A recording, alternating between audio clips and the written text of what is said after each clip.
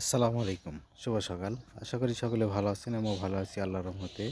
সবার দিন শুভ হোক, সুন্দর হোক। আমরা সবাই সুস্থ, সুন্দর, নিরাপদ থাকার চেষ্টা করব, অন্যকে রাখার চেষ্টা করব ইনশাল্লাহ।